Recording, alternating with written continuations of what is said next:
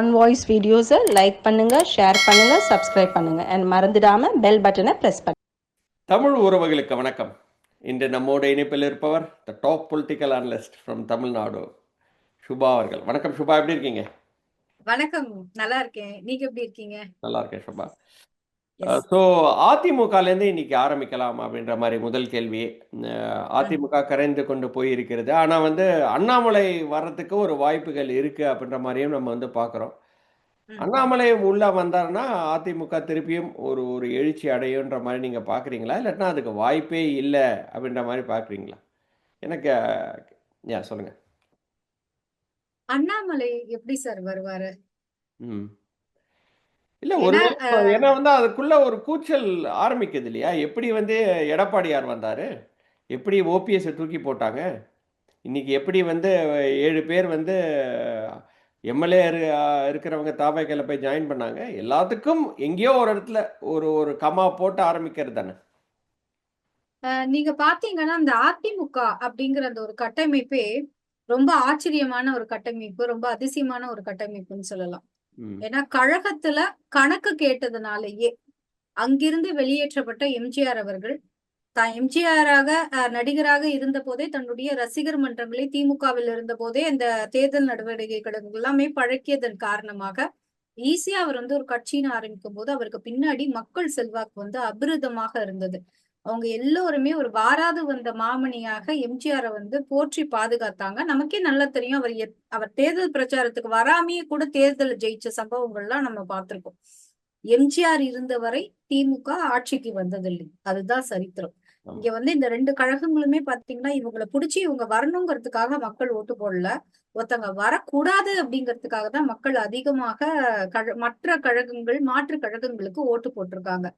S, MGR இருந்த காலத்திலேயே அவர் கூட பயணிச்சவங்களா இருக்கட்டும், அவங்க கூடயே அப்பயே குட்டி குட்டி இந்த ஆர்கனைசர்ஸா இருக்கட்டும், இந்த திராவிட கழகங்கள் அரசியல் வளர்த்த விதமே பாத்தீங்கன்னா ஒரு மாதிரி அந்த திராவிடம் அப்படிங்கிற அந்த தமிழ்நாடு அப்படிங்கிற அந்த பிராந்தியத்தை புரிந்து கொண்டு அந்த மக்களினுடைய எண்ண ஓட்டத்தை அறிந்து கொண்டு அதற்கேற்றாற் போல மாவட்டம் வாரியாக அப்கோர்ஸ் அதுல அந்த சமூகம் சார்ந்த மக்களை முன்னெடுத்து அந்த மாதிரி ஒவ்வொரு பிளேஸ்க்கும் ஒருத்தரங்களை தனித்தனியா வச்சு ஒரு ஆர்கனைசர்ஸ் மாதிரி வச்சு ஒரு ட்ரீனா அவங்களே மேலேந்து டாப் டு பாட்டம் அவங்களே இல்லாம இந்த அதிமுக அப்படிங்கிறதும் சரி, திமுக அப்படிங்கிறதும் சரி, திமுக கொஞ்சம் ஓவரா ஸ்ட்ராங்கா சித்தாந்தமாக இருந்தாலும் அதிமுக அனைவருக்குமான கட்சியாக தான் தமிழகத்துல அறியப்பட்டது.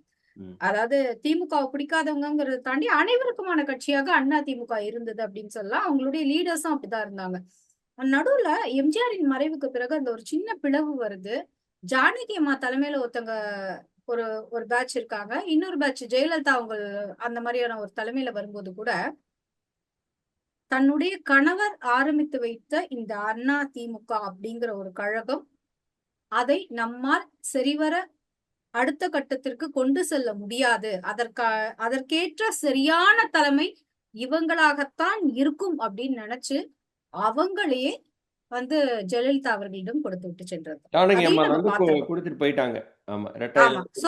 இதுதான் இந்த இடத்துல முக்கியமா நீங்க பாக்கணும். அதனாலதான் அதிமுக எம்ஜிஆர் மறைவுக்கு பிறகும் இன்றும் எழுச்சியோட இருக்கிறதுக்கு ரீசனே அதற்கு யார் கரெக்டான தலைமை அப்படிங்கறத அதுல ஒரு பிளவு ஏற்பட்ட போது கூட அப்ப ஏற்படாத பிளவா இப்ப ஏற்பட்டிருக்கு அதிமுகல. நீங்க சொல்லுங்க, அதிமுகல அந்த தலைமை அதை உணர்ந்தது, அந்த கட்சியை மட்டுமே முன்னெடுத்து செல்ல வேண்டும் அப்படிங்கிற ஒரு உயர்ந்த குறிக்கோள்ல நம்மளை விட அவங்க நல்லா பண்ணுவாங்க, நமக்கு கட்சி தான் முக்கியம், மக்கள் தான் முக்கியம், மக்கள் கிட்ட செல்வாக்கு பெற்றவங்க யாருங்கும் போது நம்ம நம்முடைய பொசிஷனை விட்டு கொடுக்கணும் அப்படிங்கறதுல அத தலைமை, அதாவது அந்த அதிமுகவை ஆரம்பித்தவங்களோட மனைவியாக இருந்தாலும் அவங்க ஜெயலலிதா அவங்க கிட்ட இந்த கட்சியை கொடுத்துட்டு அதுல இருந்து விலகியதை நம்மளால பார்க்க முடியுது. சோ இந்த மாதிரி அதிமுக கடந்து வந்த பாதைகள் 91 to 96 ஜெயலலிதா மேடம் அவங்களுடைய ஆட்சி நிறைய பல்வேறு விமர்சனங்களுக்கு ஆளானாலும் கூட அது மாதிரி அந்த கல்யாணம் அவங்க ஒண்ணு செஞ்சாங்க, எல்லோருக்குமே நன்றாக நினைவிருக்கும். இவ்வளவு இவ்வளவு நகை போட்டுக்கிட்டு அவங்களும் அவங்க கூட இருந்தவங்களும் வந்தது, இதெல்லாம் மக்கள் மனசுல ஒரு பெரிய அவ பெயர்களை அவங்களுக்கு பெற்று தந்தது. அது கடைசி வரைக்கும் இன்றளவும் கூட நீங்க அவங்களுடைய ஆட்சி காலகட்டத்துல எடுத்து பாத்தீங்கன்னா இந்த ஒரு பிளாக் மார்க் வந்து அவங்க சொல்லிட்டே இருப்பாங்கிறத பார்க்க முடியுது. அதுதான் ஒரு மோசமான காலகட்டம்னு சொல்ல. 91 to 96 அவங்களுடைய ஆட்சியில அவங்க சில தவறுகள் வந்து மக்கள் கிட்ட அவங்களுக்கான நன்மதிப்பை வந்து மீண்டும் பெற்று தருவதற்கு அடுத்த 5 ஆண்டுகள் அவங்க வெயிட் பண்ண வேண்டியதாக இருந்தது. அதற்கப்புறம் அவங்களுடைய ஆட்சி நல்ல ஆட்சியா இருந்தது, மக்களுக்காக நிறைய செஞ்சாங்க. அகைன் 2 டேர்ம்ஸ் வந்து அவங்களுக்கான ஒரு வாய்ப்பு. 5 வருஷத்துக்கு அப்புறம் மறுபடியும் ஒரு 5 வருஷம் திமுகவுக்கு பிறகு அடுத்த ஒரு 10 டேர்ம்ஸ்க்கான ஆட்சியை வந்து மக்கள் கொடுத்தாங்க. அன்பார்ச்சுனேட்டா அந்த செகண்ட் டேர்ம்ல வந்து அவங்களால ஃபுல்லா ரூல் அவுட் பண்ணல. அப்ப அந்த இடத்துல இந்த ஆட்சி கவிழ்ந்துடும், எப்ப இப்படி தாக்காக இப்ப சொன்னாங்களோ 6 மாசத்துல ஆட்சி மாறிடும்னு திமுக சொன்ன மாதிரி இதே திமுக வந்து எடப்பாடி அவர்கள் ஆட்சியில இருக்கும்போது இன்னும் 3 அமாவாசை பாருங்க, 3 பௌர்ணமி பாருங்க, இந்த ஆட்சி போயிடும்னாங்க. ஆனா அதையும் மீறி இந்த ஆட்சி வளர்ந்ததுங்கிறத நம்ம பார்த்தோம், எடப்பாடி கொண்டு போனாருங்கிறத பார்த்தோம். எஸ், ஜெயலலிதா அவர்கள் இருந்தபோது எல்லாருக்குமே ஒரு இது ஒண்ணு உண்டு, அது பேர் என்ன சொல்றது, ஒரு ரிக்ரெட் ஒண்ணு உண்டு. நிறைய பேர் சொல்லுவாங்க இவங்க அமைச்சர்களை யாருமே பேச விட மாட்டேங்கிறாங்க, அவங்கள ரொம்ப ரைட் ராயலா அவங்கள அடிமை மாதிரி நடத்துறாங்க அப்படின்லாம் சொல்லுவாங்க. அவரினுடைய மறைவுக்கு பிறகு இவங்க பேச ஆரம்பித்த பிறகுதான் நமக்கு தெரிந்தது ஏன் வந்து அவங்க அவ்வளவு கட்டுக்கோப்பா ஒரு கட்சியை நடத்தினாங்க அப்படின்னு சொல்லிட்டு. ஏன்னா நிறைய அமைச்சர்களுக்கு மறுநாள் அந்த நியூஸ் பேப்பரை பார்க்கும்போது தான் தெரியும் என்ன மாதிரியான ஒரு நம்ம கட்சியில நமக்கான மந்திரி அமைச்சரவையில பதவி இருக்கா இருக்குமா இல்லையா. இல்லையான்றதே காத்தால் நியூஸ் பேப்பர் பார்த்தா நிறைய பேருக்கு தெரிய வரும். இந்த 2011 எலெக்ஷன்ல எனக்கு நல்ல ஞாபகம் இருக்கு, திருச்சியில ஒரு மீட்டிங். இன்னைக்கு தாவேகா சொல்றாங்கல்ல தீய சக்தி திமுக அப்படின்னு சொல்லிட்டு, அத முதல்ல யார் தெரியுமா ஸ்ட்ராங்கா ஸ்டபர்னா சொன்னாங்க, அதிமுகவோட புரட்சி தலைவி அம்மா ஜெயலலிதா அவர்கள் தான். செய்வீர்களா அப்படிங்கறத மக்கள் முன்னாடி ஒரு கேள்வியா வச்சாங்க. கேள்வியா வச்சு எவ்வளவு எதிர்ப்பலைகள் இருந்த போதும் அதை தனக்கு சாதகமாக மாற்றிக்கொள்ள அப்படி ஒரு அந்த ஒரு பெண்மணிக்கு என்ன ஒரு வைராகியம்னு தெரியாது, அப்படி சாதகமா மாற்றினாங்க. திருச்சியில அவங்க ஆற்றிய அந்த ஒரே ஒரு உரை ஒட்டுமொத்த தமிழ்நாட்டு மக்களின் மனங்களையும் எண்ணங்களையும் மாற்றி அதிமுகவின் அடுத்த 10 ஆண்டு கால ஆட்சிக்கு வழிவகுத்தது. சோ அதுக்கப்புறம் அவங்களுடைய மறைவுக்கு பிறகு 2021 தொடர்ந்து நிறைய திமுகவுக்கு கொடுத்தாங்க. அது தொடர்ந்து நிறைய தேர்தல்கள்ல எடப்பாடி பழனிசாமி தன்னுடைய தலைமையின் மீது இருந்த ஒரு அசாத்திய நம்பிக்கையின் காரணமாக, இல்லைன்னா தான் எடுக்கிற முடிவுகள் எல்லாம் சரியா இருக்குங்கிற நம்பிக்கையின் காரணமாகவான்னு தெரியல, நிறைய இடத்துல சில தவறுகளை செய்து வந்தார். நீங்க கேட்கறதுக்கு ரொம்ப லென்த்தி ஆன்சரா இருக்கும், பட் ஸ்டில் இந்த இடத்துல நான் சொல்ல வேண்டிய அவசியத்துல இருக்கும். 2024ல நம்ம பார்த்தோம் எலெக்ஷன்ஸ்ல வந்து என்டிஏ கூட்டணியில மேஜர் பார்ட்னர் யாரு அதிமுகன்னு சொல்லிட்டு பக்கத்துல நிக்க வச்சு கையெல்லாம் தூக்கினாங்க. அவங்க அங்கேருந்து வரத்துக்குள்ளேயே பாத்தீங்கன்னா அந்த செனாரியோ மாறியது. அதற்கு வந்து அண்ணாமலை பேசினார் அப்படிங்கிற ஒரு காரணம் முன்வைக்கப்பட்டாலும் அண்ணாமலை எடப்பாடி அவர்கள் எல்லாம் ஒரே பகுதியை சார்ந்த ஒரு தலைவர்களாக அறியப்பட்டாலும் அது அண்ணாமலை பேசினாரா இல்ல எடப்பாடிக்கு விருப்பம் இல்லையான்னு தெரியாது, ஆனா அந்த கூட்டணி அதோட முடிவுக்கு வந்தது. அந்த இடத்துல வரலாறு காணாத பிழையாக அதிமுக எஸ்டிபிஐயுடன் கூட்டணி வைத்தது. ஓகேங்களா? சோ நம்ம ஜெயலலிதா அம்மா கூட்டணி வைக்கும் போதும் அடுத்த தலைவர்களை எப்படி ட்ரீட் பண்ணாங்கிறத நம்ம பார்த்திருக்கோம். தேமுதிகவின் தலைவர் விஜயகாந்த் அவர்களை வந்து அவங்க எவ்வளவு தூரம் அவருடைய அந்த மக்கள் கிட்ட அவருக்கு இருந்த எழுச்சியை புரிஞ்சு கொண்டு அவரை எப்படி அக்செப்ட் பண்ணிட்டு அவங்களை கூட்டிட்டு வந்தாங்க. அப்புறம் திமுக மைனாரிட்டி அரசாங்கமாக இருந்த போது ஒவ்வொரு முறையும் சட்டசபையில மைனாரிட்டி அரசாங்கம் கர்ஜிக்கும் போதும் அந்த இடத்துல தேமுதிக தலைவரை வச்சு எதிர்கட்சி தலைவராக வச்சு அழகு பார்த்த போதும் அவங்களுக்கு மட்டும்தான் உரித்தான அந்த பண்பு. சோ இந்த ஒரு பண்பை வந்து எடப்பாடி பழனிசாமி அவர்கள் வந்து எங்கேயோ தவற விட்டுட்டாரோ, இல்ல அவருக்கு ஒருவேளை நிறைய கட்சிக்குள்ளேயே தன்னுடைய இடம் அது ஓபிஎஸ் பேசுவாரோ இல்ல அடுத்து கூட இருக்கிற அந்த செகண்ட் ஆர்கனைசர்ஸ்னு சொல்லப்படுற 2ஆம் கட்ட தலைவர்கள் 2ஆம் கட்ட மந்திரிகள்லாம் நம்ம சாட்டிஸ்ஃபை பண்ண முடியுமோ அப்படிங்கிற ரீதியிலேயே தன்னுடைய இந்த பதவி தன்னுடைய கட்சி தாங்கிட்ட அந்த ஹோல்டு இருக்கணும், தாங்கிட்ட இந்த பிளேஸ் இருக்கணும் அப்படிங்கிற ஒரு ரீசன்னாலேயே மற்ற சுற்றுப்புற சூழ்நிலையோ ஆக்கப்பூர்வமான எதிர்கட்சியாக செயல்பட்டு இருக்க வேண்டிய 5 ஆண்டுகளையும் மிஸ் பண்ணிட்டாரு அப்படின்னு நான் பாக்குறேன். சோ இந்த தலைமை பண்பு இந்த இடத்துல இப்படி அண்ணாமலை கூட அவருக்கான உரசல் இருக்கும்போது அந்த இடத்துல திரும்பி எப்படி அண்ணாமலை அவரோட சேர்ந்து பயணிப்பாரு என்னதான் வீத லீடர்ஸா இருந்தாலும். பட் இன்னைக்கு வந்து இல்லைன்னா இவர் கிட்டத்தட்ட 7 பேர் 7 எம்எல்ஏக்கள் போயாச்சு. அதுல வந்து நீங்க வந்து பாத்தீங்கன்னா மாஜி அமைச்சர்களும் இருக்கிறாங்க இல்லையா? ம் இன்னைக்கு ஆமா 7ன்றது வந்து 7ஓட நிக்க போது இல்ல. ஒரு 10 கண்டிப்பா 15 இருக்காது. வரைக்கும் போகும் அப்படின்ற அளவுக்கு நம்ம பேசுறோம். இப்போ ஓகே 15 எம்எல்ஏ அவரால வந்து அந்த கட்சியை வந்து தக்க வச்சுக்க முடியல அப்படின்ற ஒரு ஒரு உண்மை தானே அதுல வந்து நம்ம வந்து பார்க்க வேண்டியதா இருக்கு. இன்னைக்கு ஜெயலலிதா அம்மையார் இன்னைக்கு வந்து தோக்குறாங்கன்னு வச்சுப்போம். இப்படி எல்லாரும் ம் விட்டுட்டு போவாங்களா? கண்டிப்பா போக ஆங்காங்கே ஒரு மாட்டாங்க. ஒரு 2, 3 பேர் வந்து நிச்சயமா அவங்க வந்து போறது வந்து என்னைக்கா இருந்தாலும் யாரும் ஸ்டாப் பண்ண முடியாது. பட் இப்படி கொத்து கொத்தா போறது நீங்க வந்து பார்த்திருக்கீங்களா? சரி, இபிஎஸ் தன்னை சுய பரிசோதனை செய்து கொள்ள வேண்டிய அவசியத்துல காலத்தோட கட்டாயத்துல இருக்காரு. அவர் பக்கத்துல கேபி முனுசாமி அப்படிங்கிறவர் இருக்காரு. ம். அவருடைய அந்த யோஜனையை சற்றே புறம் தள்ளி வைத்து விட்டு மற்ற எல்லோரும் என்ன சொல்றாங்க அப்படிங்கறத காது கொடுத்து கேட்டாரேயானால் அவருக்கான ஒரு நல்ல மாற்றம் ஏற்படும் அப்படின்னு தான் நான் பாக்குறேன். ஏன்னா இன்றைக்கு இந்த பொதுவாகவே இந்த அதிமுக திமுக எல்லாம் பாத்தீங்கன்னா ரொம்ப ஒரு மாதிரி அப்ப நீங்க கொள்கையில ஒத்துக்கிறீங்க. ரொம்ப ஸ்ட்ராங்கா அவருக்கு இருப்பாங்க. தலைமை பண்பு வந்து ரொம்ப கம்மியா இருக்கு அப்படின்ற மாரி நீங்க பார்க்குறீங்க.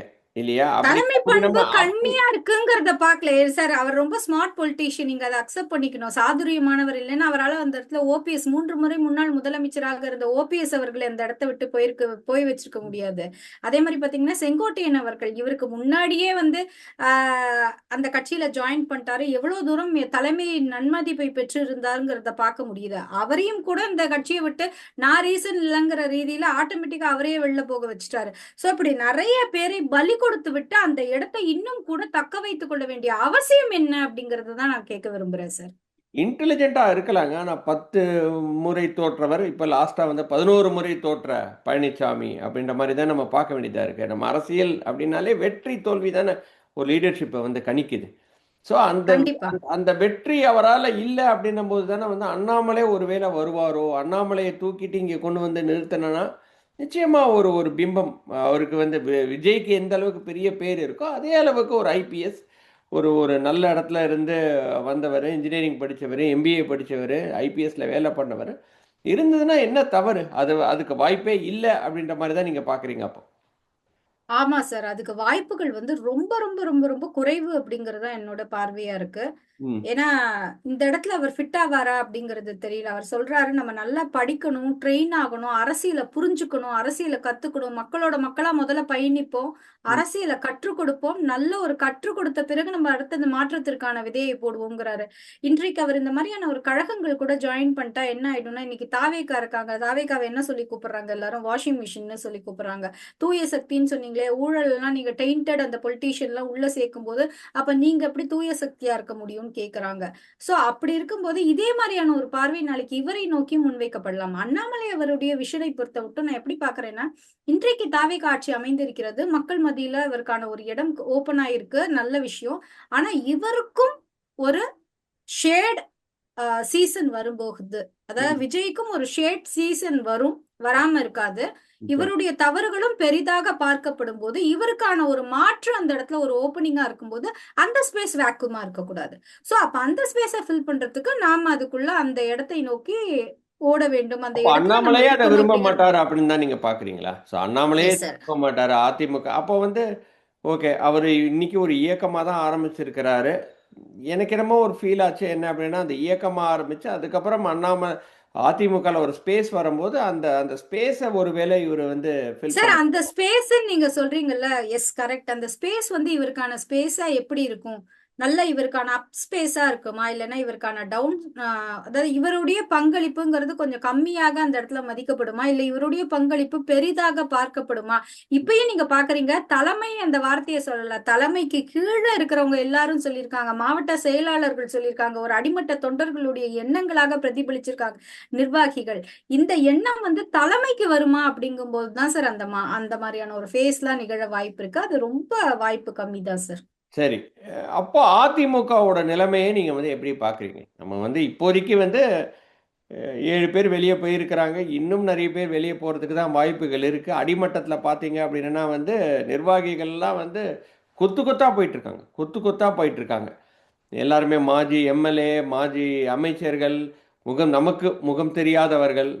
அவங்க தான் வந்து களப்பணியே பண்றவங்க. அவங்க எல்லாருமே மாறிட்டு இருக்கிறாங்க. இப்படி இருக்கிற நேரத்தில வந்து அதிமுகல இருக்கிறவங்களும் அங்கே கேபி முனுசாமியும் அவங்கெல்லாம் போயிட்டு மக்களை சந்திச்சிட்டு இருக்கிறாங்க, நிர்வாகிகளை சந்திச்சிட்டு இருக்காங்கன்னு நமக்கு வந்து தகவல் எல்லாம் வருது. இவங்க இதனால பண்றதுனால வந்து அதிமுக வலுவடையும் அப்படின்னு நீங்க நினைக்கிறீங்களா? இல்லைன்னா வந்து வாய்ப்பே இல்லைன்ற மாதிரி பார்க்குறீங்களா? நம்ம எலெக்ஷனுக்கு முன்னாடியும் நிறைய டைம் பேசியிருப்போம் சார். இனி வரும் எலெக்ஷன் எல்லாமே ஒரு சென் இசட் அந்த மாதிரியான ஓட்டர்ஸ்க்கான ஓப்பன் எலெக்ஷன். ம் இப்போ ஒரு 13 வயசுல இருக்கிற குழந்தை அடுத்த இன்னொரு 5 வருஷத்துல 2031 தேர்தல் வரும்போது ஓட்டு போடுறாங்கன்னு வச்சுக்கோங்களேன். அவங்க காங்கிரஸ் உடைய ஆட்சியை பார்த்திருக்க மாட்டாங்க அந்த குழந்தைங்க. ம் கரெக்ட். நீங்க புரிஞ்சுக்கிறீங்களா? சென்ட்ரல்ல மோடி தான் பிரைம் மினிஸ்டர். அவங்கள பொறுத்த மட்டும் ஒரே பிரைம் மினிஸ்டர் மோடி மட்டும்தான் தெரியும் அவங்க பார்த்த வரைக்கும். சோ இந்த 2031ல ஒரு சேஞ்ச் வரும்போது ஆஹ் இப்ப எப்படி வந்து உங்களுக்கு வந்து அந்த காங்கிரஸே அறியாத ஒரு ஜெனரேஷன் அப்படின்னு வராங்களோ, அப்ப எல்லாருமே புது விதமான ஒரு அரசியல் தலைமையை எதிர்பார்ப்பாங்க. எப்படி வந்து தாவேகாவினுடைய முதலமைச்சர் தாவேகாவினுடைய தலைவர் விஜய் வந்து ஃபர்ஸ்ட் கோட்டு சூட்டு போட்டுட்டு ஒரு சட்டசபைக்கு போகும்போது அது ஒரு ஒரு சர்க்காஸ்டிக்கா பார்க்கப்பட்டதோ இல்ல கேலி கிண்டலுக்கெல்லாம் ஆளானதோ, ஆனா இப்படி கூட இருக்கலாம்ப்பா முதலமைச்சர். இன்னைக்கு வந்து அவர் ஒரு அந்த கடல்நீரை குடிநீராக்கும் திட்டத்துல வந்து ஒரு சினிமேட்டிக்கா ஒரு பேண்ட் ஷர்ட் போட்டுட்டு இப்படி அந்த தண்ணியெல்லாம் குடிக்கும்போது பாத்தீங்கன்னா, ஓ இப்படி கூட இருக்கலாமா, ஒரு யங் எனர்ஜெட்டிக் முதலமைச்சர் அப்படிங்கிற ஒரு பார்வை இருக்குல்ல. முன்னாடி எல்லாம் அந்த வேஷ்டி சட்டை போட்டாதான் பொலிட்டீஷியன் அப்படிங்கிற மாதிரி, இன்னைக்கு பேண்ட் சட்டை போட்டாலும் என்ன, அதை தாண்டி கோட் சட்டை போட்டாலும் என்ன, அவங்களும் பொலிட்டீஷியன் தாங்கிற ஒரு சேஞ்ச் ஓவர் கொடுத்துருக்காங்கல்ல. சோ இந்த மாதிரி இனி வரும் ஜெனரேஷன் அவங்களுக்கு வந்து ஒரு நியூ ஃபேஸ் தேவைப்படுது, ஒரு யங் எனர்ஜெட்டிக் ஃபேஸ் தேவைப்படுது, ஒரு நம்பிக்கை நட்சத்திரம் தேவைப்படுது. இதெல்லாம் நல்லா தெரிஞ்சனாலதான் திமுகவின் முன்னாள் முதலமைச்சர் மு க ஸ்டாலின் அவர்களே வந்து பாத்தீங்கன்னா தன்னுடைய மகனான உதயநிதி ஸ்டாலின் அவர்களுக்கு முன்னுரிமை கொடுத்தாரு. அவர் முதல்ல கட்சி பணியில வரமாட்டாருனாரு. எம்எல்ஏவா இருந்தாலும் அவருக்கு மந்திரி பதவி தரமாட்டேன்னாங்க. அப்படியே கொஞ்ச நாள்லயே மந்திரி பதவி தந்துட்டாங்க. அதுவும் குறிப்பா பாத்தீங்கன்னா அந்த ஒதுக்கீடு, நிதி ஒதுக்கீடுங்கிற ஒரு ஸ்ட்ராங்கான ஒரு பதவியை கொடுத்தாங்க அப்படிங்கறதையும் நம்ம பார்க்க முடியுது.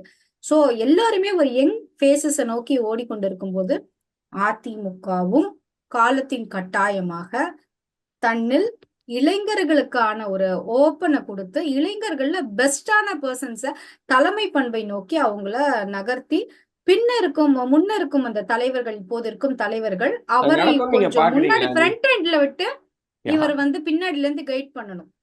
அது நடக்கும்னு பார்க்குறீங்களா? நீங்களே சொன்னீங்க. அது வந்து எடப்பாடியாராக இருக்கட்டும், கேபி முனுசாமியாக இருக்கட்டும், ஆர்பி உதயகுமாரா இருக்கட்டும், செல்லூர் ராஜுவா இருக்கட்டும், இவங்கள எல்லாருமே நீங்கள் வந்து பார்த்தீங்கன்னா 70+. இவங்க வந்து அவங்களோட பதவியை விட்டு கொடுக்காததுனால தான் இன்னைக்கு அதிமுக வந்து சரிவை நோக்கி சென்று கொண்டிருக்கிறது. அப்படி இருக்கிற பட்சத்தில் இது நடக்கும்னு நீங்கள் பார்க்குறீங்களா? எப்படி நடக்க வேண்டியது காலத்தின் கட்டாயம். அந்த மாதிரியான ஒரு எண்ணங்கள் இருந்தாதான் நீங்க அண்ணாமலையான ஒரு பர்சன்ஸ் எல்லாம் நீங்க வருவாங்களாங்கிற எண்ணத்திலேயே திங்க் பண்ண முடியும். அப்படிலாம் இல்லைன்னா நீங்க அதெல்லாம் மறந்துட வேண்டியதான் இன்னும் கொஞ்ச நாள். ஏன்னா நிறைய பேர் இன்னைக்கு அரசியல் விமர்சகர்கள் நம்ம பேசுறவங்க கூட சொல்றாங்க, ஏமா இனிமே இன்னும் போய் அதிமுகவை பாவம் வீணா நீங்க போய் பேசிட்டு இருக்கீங்க, அவருக்கு உள்ளுக்குள்ள இருக்கிறதையே பிரச்சனையை முடிக்க நேரம் இல்ல. இருந்தாலும் கூட அதிமுக இந்த இடத்துல ஒன்றை நினைத்து பார்க்க வேண்டும். உங்களுக்கான இடம் வந்து அன்னைக்கு மைனாரிட்டி அரசாங்கம் சொன்ன திமுக வந்து எவ்வளவு வாங்கியிருந்தாங்களோ அதை விட இன்னைக்கு உங்களுக்கு அதிகமான இடங்களை தான் மக்கள் தந்திருக்காங்க. ஓகேவா? இந்த இடத்தை கூட தக்க வைத்துக் கொள்ள முடியாமல் இன்னும் கூட மக்கள் நெஞ்சங்கள்ல நீங்க இருக்கீங்க அப்படிங்கறத நீங்களே தெரிஞ்சுக்காம எதை நோக்கி சென்று கொண்டிருக்கீங்க அப்படிங்கறத இன்னைக்கு அதிமுகவின் தலைமையை நோக்கி எல்லோரும் கேட்கக்கூடிய கேள்வியாக இருக்கு. ரொம்ப ரொம்ப நன்றி நம்மளோட கொஸ்டின்ஸ் எல்லாம் ஆன்சர் பண்ணதுக்கு. இன்னொரு வீடியோவில் சந்திக்கிறேன். அதுவரை நன்றி, வணக்கம். Thank you sir. தேங்க்யூ.